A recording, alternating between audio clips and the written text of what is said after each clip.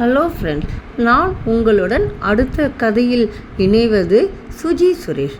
இந்த கதையின் பெயர் மனைவியின் மனமாற்றம். அந்த பெரிய மருத்துவமனை காலையிலேயே பரபரத்து கொண்டிருக்க சத்யா தன் வீட்டு வேலைகளை எல்லாம் முடித்து தன் தோழி மருத்துவரை பார்க்க காத்து கொண்டிருந்தாள். டாக்டர் சசிரேகா உள்ளே வர அவளது உதவி நர்ஸ் கூட சென்றாள். 2-3 நோயாளிகளை பார்த்துவிட்டு நர்ஸ் சத்யாவை உள்ளே அழைத்தாள். சத்யா உள்ளே நுழைந்ததும் சசி என்று இறுக கட்டிக்கொள்ள, சசியும் வாடி சத்யா இப்படி இருக்க என்று வினவினாள். சத்யா தான் கொண்டு வந்த வத்தக்குழம்பு டப்பாவை நீட்டி, சசி உன்னோட ஃபேவரட் வத்தக்குழம்புடி என்று கொடுத்தாள். சிறு வயது முதல் இருவரும் இனி பிரியா தோழிகள். சசிக்கு பெற்றோர் இல்லாததால் தன் மாமா வீட்டில்தான் வளர்ந்தாள். ஆனால் சத்யாவின் வீட்டில் அவள் அம்மா சசியையும் தன் மகளாகவே பாவித்தாள். பிறகு மருத்துவ மேற்படிப்பு என்று சசி வெளியூர் சென்று விட, இவர்கள் இருவருக்கும் தொலைபேசி அளவில்தான் உரையாடல் தொடர்ந்தது. சென்ற வாரம் சசி தான் சென்னைக்கு வந்து அந்த பெரிய மருத்துவமனையில் சேரப்போவதாக சத்யாவிற்கு தெரிவிக்க, காலையிலேயே சத்யா தன் வீட்டு வேலைகளை எல்லாம் முடித்து தோழியை சந்திக்கும் வேகத்தில் வந்திருந்தாள். சத்யா, உன்னோட மன வாழ்க்கைலாம் எப்படி போகிறது? உன் கணவர் ரிட்டையர் ஆகிட்டாரா? நீ எப்படி ரிட்டையர்மெண்ட் லைஃப்பை போக்கிக்கிற என்று அடுக்கி கொண்டே போனாள். சத்யாவும் நீண்ட பெருமூச்சு விட்டு, பெரிய கதைடி, நீ மதியம் என்னோட வீட்டிற்கு வந்து எங்களோட லஞ்ச் சாப்பிடவா, அப்போ நம்ம பேசலாம் என்று கூறி தன் வீட்டை அடைந்தாள். வீட்டில் கணவன் பிரகாஷ் செல்ஃபோன் பார்த்து கொண்டிருந்தாள். காலையில் அவள் எப்படி அவனை பார்த்தாலோ அதே மாதிரி படுக்கையில் படுத்தபடியே ஃபோனை நோண்டி கொண்டிருந்தாள். ஏங்க, டிஃபன் இன்னுமா நீங்கள் சாப்பிடல? வாக்கிங் போயிட்டீங்களா என்று கேட்டுக்கொண்டே அவனுக்கு டிஃபன் எடுத்து வைத்தாள். அவன் நடைப்பயிற்சி இன்னும் செய்யவில்லை, இனிமேல் தான் போக வேண்டும் என்று கூறினாள். என்னப்பா இது, 11:30 மணி ஆகிறது, வெயில்லையா வாக்கிங் போவீங்க என்று கேட்டபடியே வாஷிங் மிஷினிலிருந்து துணிகளை அகற்றி காய வைக்க மொட்டை மாடிக்கு சென்றாள். சசிக்கு பிடித்த சேம்பு ரோஸ்ட் மற்றும் எலுமிச்சை ரசம் செய்து ரைஸ் குக்கரில் சாதம் ஏற்றி வைத்தாள். பிரகாஷ் நடைப்பயிற்சி முடிந்து சரியாக 1 மணிக்கு புடைக்க வெயிலில் வந்ததால் மறுபடியும் படுக்கையில் ஓய்வெடுத்து கொள்ள ஆரம்பித்தான். அவனுக்கு எலுமிச்சை நன்னாரி சர்பத் கலந்து கொடுத்தாள். வாசல் மணி அடிக்க சசிதான் வந்திருந்தாள். சத்யா அவளுக்கு பெருங்காயம் கலந்த மோர் குடிக்க வைத்தாள். சத்யா, உன் ரிட்டையர்மெண்ட் லைஃப் எப்படி இருக்கு? பையன் சஞ்சய் கிட்ட போய் கொஞ்ச நாள் இருக்க வேண்டியதானடி என்று கேட்டாள். எங்கப்பா, நான் கொஞ்சம் இங்கே கவனிக்க வேண்டிய வேலைகள்லாம் இருக்குப்பா, அதுக்கப்புறம்தான் நீ சொல்கிறத யோசிக்க வேண்டும்.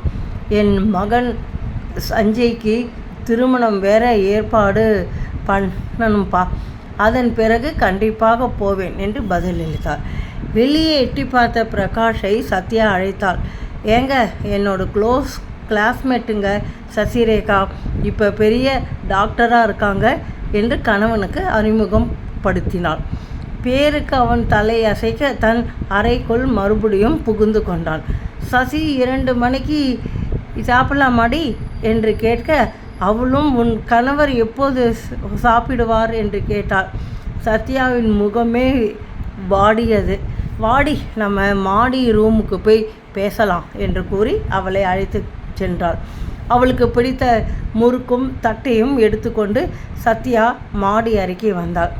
சஞ்சய் வெளிநாடு சென்ற பிறகு சத்யாவிற்கு அந்த அறை, டெரஸ், சிறிய சிறிய பூத்தொட்டிகள் என்று அமைதிக்கு வந்து அந்த இயற்கையை ரசிக்க ரொம்ப பிடிக்கும். தட்டையை கடித்து கொண்டே சசி, சத்யா, நீ சந்தோஷமாக தானடி இருக்க? ஏன் முகத்தில் ஒரு வாட்டம் தெரிகிறது என்று கவலையாக கேட்டாள். நீண்ட பெருமூச்சு விட்ட சத்யா அழுகையும் துக்கத்துடனும் பேச ஆரம்பித்தாள்.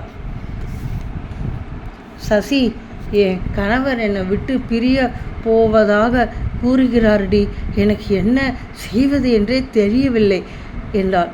சசி அவளை அள்ளி அணைத்து கொண்டு, சத்யா, நீ எவ்வளோ தைரியமான பெண், எப்போதும் துணிவோடு இருக்கும் நீ இப்போது இடிந்து போய் உட்கார்ந்துருக்க.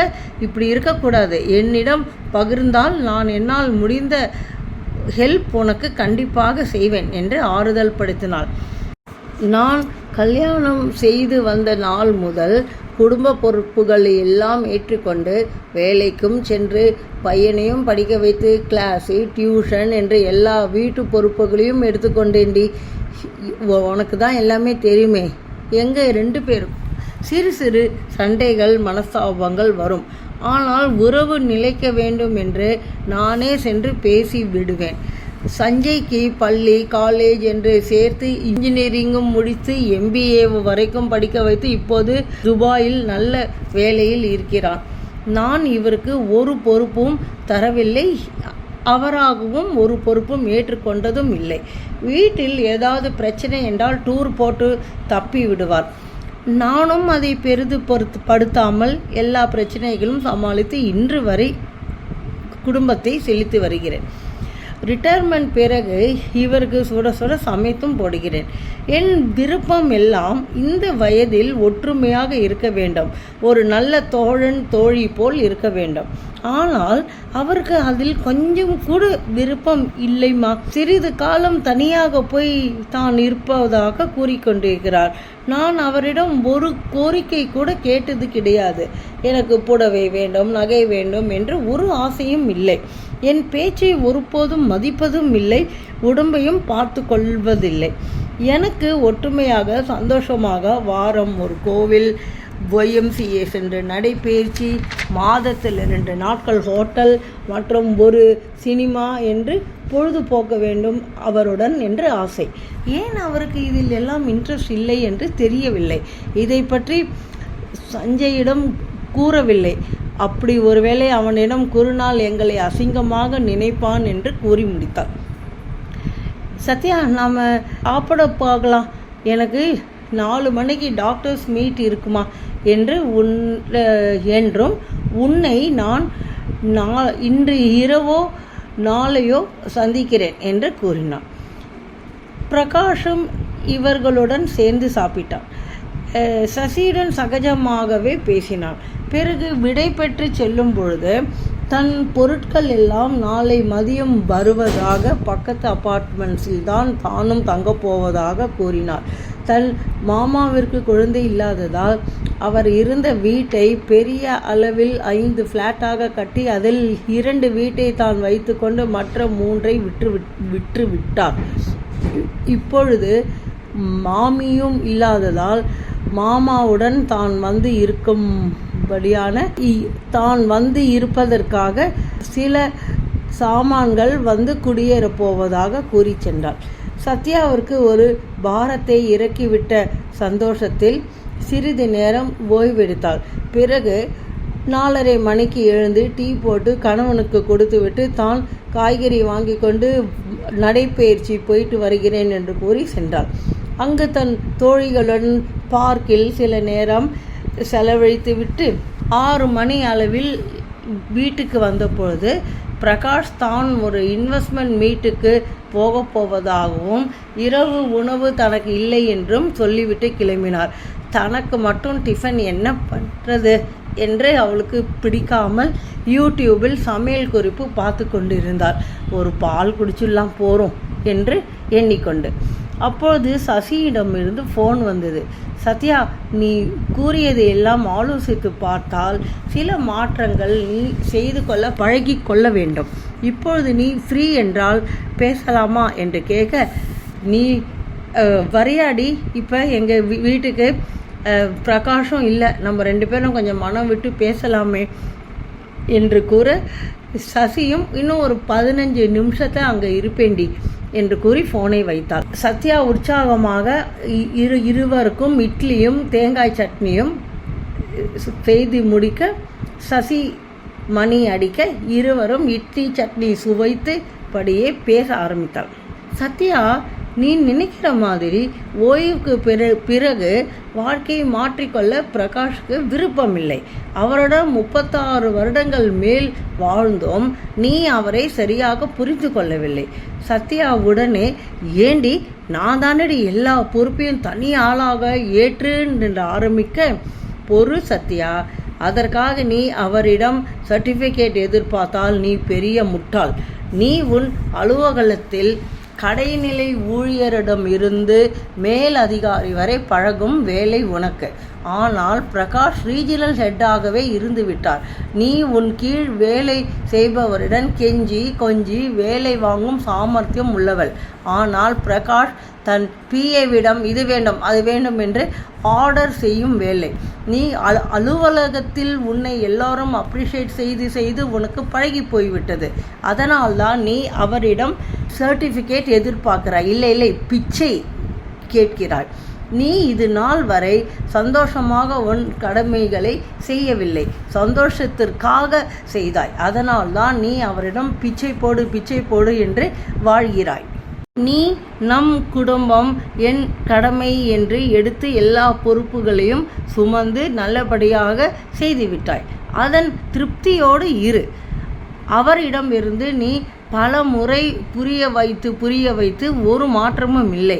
நீ அவரை குத்தி காண்பிப்பதால் தானோ அவர் தனியாக போக ஆசைப்படுகிறார் என்று நினைக்கிறேன். நீ அவர் வழியில் அவரை விட்டுவிடு. அவர் வழிக்கு போகாதே.